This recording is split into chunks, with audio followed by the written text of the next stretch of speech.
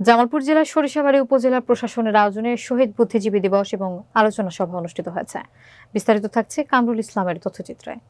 আজ শনিবার উপজেলা পরিষদ সম্মেলন কক্ষে উপজেলা নির্বাহী কর্মকর্তা শারমিন আক্তারের সভাপতিত্বে আরও উপস্থিত ছিলেন উপজেলা কৃষি কর্মকর্তা অনুপ সিংহ, উপজেলা প্রাণী সম্পদ কর্মকর্তা হাবিবুর রহমান, উপজেলা শিক্ষা কর্মকর্তা মোজাম্মেল হক, থানার অফিসার ইনচার্জ চাঁদ মিয়া, উপজেলা প্রেস ক্লাবের সভাপতি বীর মুক্তিযোদ্ধা মোহাম্মদ আব্দুল আজিজ, এনজিও ফোরাম সরিষাবাড়ী এর সাধারণ সম্পাদক বাদশা ভুয়া ও বিভিন্ন দপ্তরের কর্মকর্তাগণ, শিক্ষক, ধর্মীয় প্রতিষ্ঠানের আলেম ওলামাগণ এবং শিক্ষা প্রতিষ্ঠানের ছাত্র ছাত্রীগণ উপস্থিত ছিলেন।